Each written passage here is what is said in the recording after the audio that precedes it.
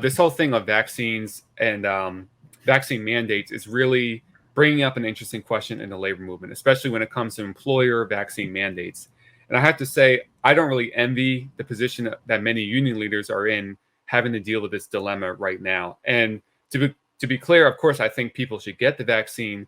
But if you're the head of a union and a significant portion of your membership is against the vaccine or hesitant, and you know that, it really does make it a lot more difficult for you to embrace, especially an employer vaccine mandate. So that, because then it really seems like you as a union leader are taking the side of the employer against the worker or your members.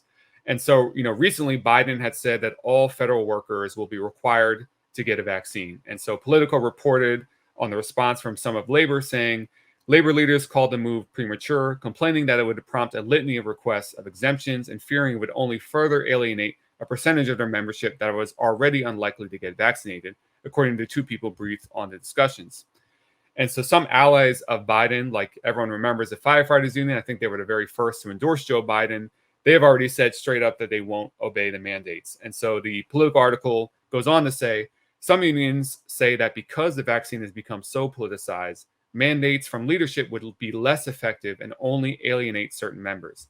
Instead, they've pushed leadership to focus on incentive and outreach programs that have been effective at getting rank and file members vaccinated.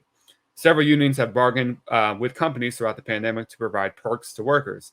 The Association of Flight Attendants, which has so far declined to explicitly endorse a vaccine mandate, negotiated an optional program providing 3 extra vacation days to United Airlines flight attendants who received the vaccine.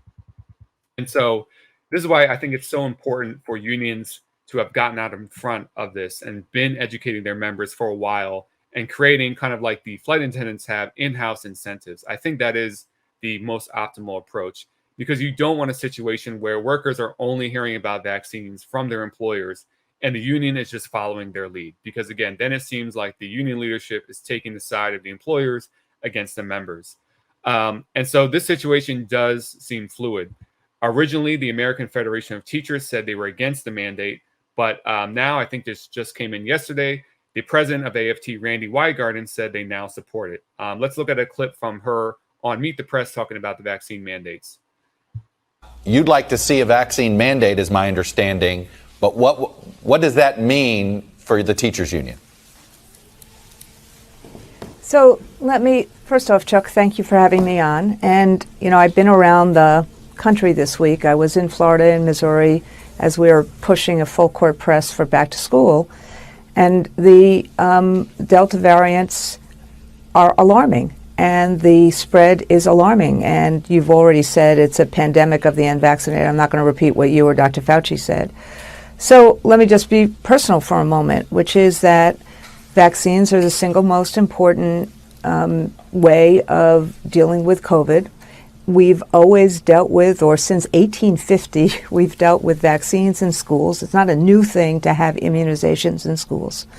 And I think that on a personal matter, as a matter of personal conscience, I think that we need to be working with our employers, not opposing them, on vaccine mandates. And so, and all their vaccine policies. And so I said last week that I wanted to bring my leadership together, and we are this week, to, revisit and to reconsider our policy that we passed in October about voluntary, that the best way to do this was to do it volitionally. Now, let me just say, my members have stepped up. 90% of the teacher members have actually gotten the vaccine. But I do think that the circumstances have changed and that vaccination is a community responsibility, and it weighs really heavily on me that kids under 12 can't get vaccinated. So for teachers overall, as she alluded to, there doesn't seem to be a high amount of vaccine hesitancy anyway. But in other unions where there is, this could become a very complicated question. And again, I don't envy being in the position of a union leader that has to face this dilemma. But I think this issue also points to the important roles unions can potentially play in civil society as an intermediary body between the highest levels of our government and ordinary citizens. Some unions have made great grassroots efforts to educate workers on the vaccine and also make it more accessible to address some of the issues Jen spoke about. Some people may not trust the government, and they definitely won't trust these CNN and MSNBC talking heads that are, talking down to them. but maybe they will trust their local union or their local union leaders.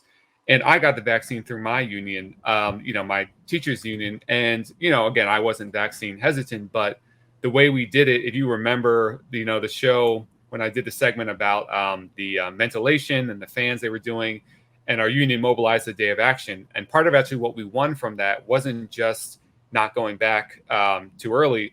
We also won that, we would get the vaccine in March. That was something that we achieved through that action. And, that just made it so much easier for you to get it. There was a whole program set up. It was very smooth and well functioning, so I think that is the way to go. But it really speaks to like having a civil society. I mean, especially if the welfare state is going to be so decimated, the state is going to be hollowed out. Unions play kind of that role of what is left in civil society that can reach down to workers who, again, the government, if they're not reaching them, these kind of organizations have a big role to play in, getting people vaccinated, convincing them, educating them, and things like that. Yeah, I mean, I think that what is so unfortunate about this, I guess, current situation where I definitely echo your thoughts. I do not envy any union leaders right now who have to negotiate this minefield. But for me, what makes it so unfortunate is that a year ago, 6 months ago, unions were at the forefront of the push for vaccination, right? Like, as you alluded to, lots of teachers unions, in various states fought to make sure their members were eligible as soon as possible, were included in, the designation of essential worker or whatever it took to get them to the front of the line. I know that the United Food and Commercial Workers, which David Dayen is going to be talking about a little later, also, had huge efforts to not just educate their members, but, text them, here's a link for you to register. Again, working with government officials and, lobbying to make sure that all of their members were eligible, running vaccination, clinics at the grocery stores where their members work, or setting up, clinics elsewhere and making sure that their members were able to get to them. And I know that, worker advocacy groups and unions that work with like predominantly immigrant workers were also very instrumental in speaking to their members, saying, you should get vaccinated. If you work in a frontline job, if you're a farm worker, if you're an essential worker, you should get vaccinated, and don't worry about documentation. If you don't have it, don't worry about your family's documentation. You're not going to be deported or detained. You just need to get the vaccine, and it's free and it's available to you. So, I think, just again, to go back to what you were saying about unions being kind of a bulwark against eroding public trust is really crucial, which raises the question, like, what's going on here? What happened? Can you explain why this, fighting over employer vaccine mandates has suddenly bubbled up?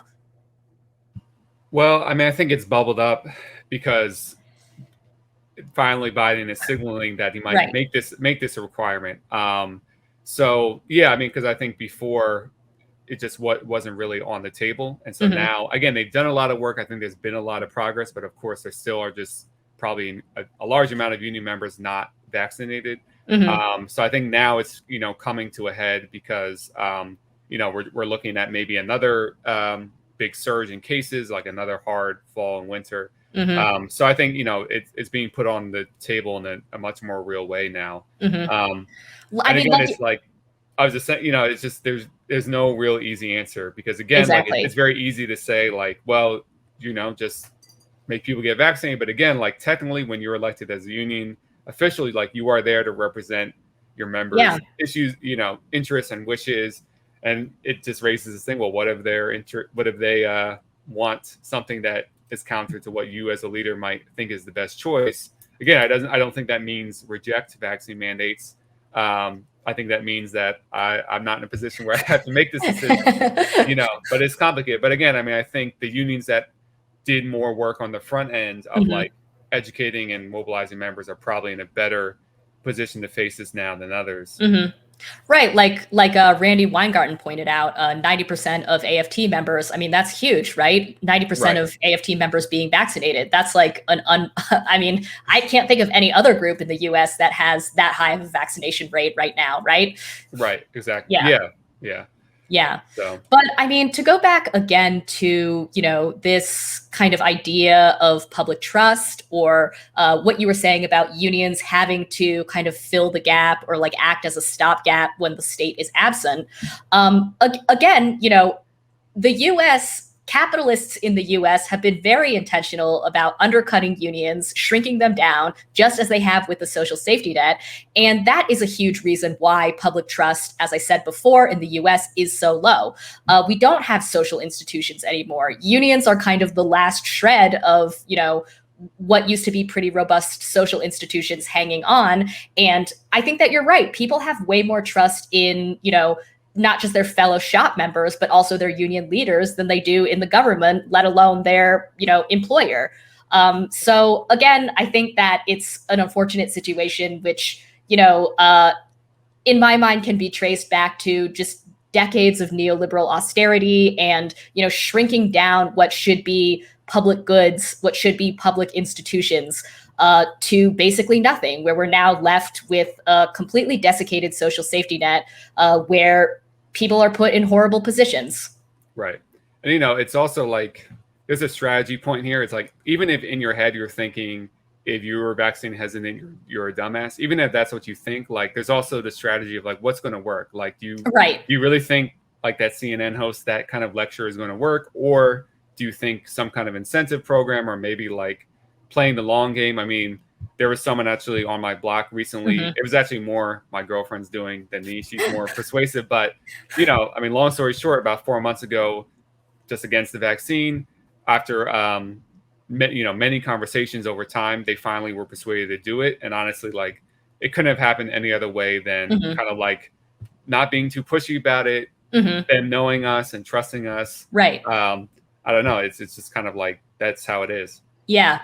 Well, I was going to say one last note before we bring our guest David Dayan on is what you mentioned about the flight attendants and how they've kind of taken, I don't want to say neutral policy, but, they're not going to act like they're supporting the employer vaccine mandates, nor are they going to make a big fight of opposing it. What they're doing instead is continuing to conduct outreach among their members. I think that incentive of giving members who need to go get vaccinated extra time off, that's a perfect example of what I had mentioned in my segment of what the government needs to be, making possible for everybody. Right. So, not being a union member presently myself, I'm not perhaps in the best position to comment on what union leaders should or should not, be doing with, as we've said, is a very difficult situation. But just based on, what we've been presented with so far, that seems like a good option. And I don't know if you have, last thoughts on that. As a union man. Yeah, again, it's like, I don't have an easy solution here. I really am torn between this. I think there are some things, some issues in general where like the answer really is like, take a hard line and be like, we're doing this, and maybe that is the best way. But there seems like there are a lot of things we can do, to not get to that point. But yeah, I think this is something. Really what interests me about unions the most is even just beyond this simple thing of wages and benefits is really their role in civil society. I think that's underappreciated. And when they were much, we were much stronger as a labor movement, that really had a big effect on our society in different ways. So I think that shouldn't just be lost in general when we talk about labor unions. If you like this video from The Jacobin Show, please hit like and subscribe. You can also watch the full episode and catch our future live streams by clicking the join button below and becoming a Jacobin YouTube member. Thanks.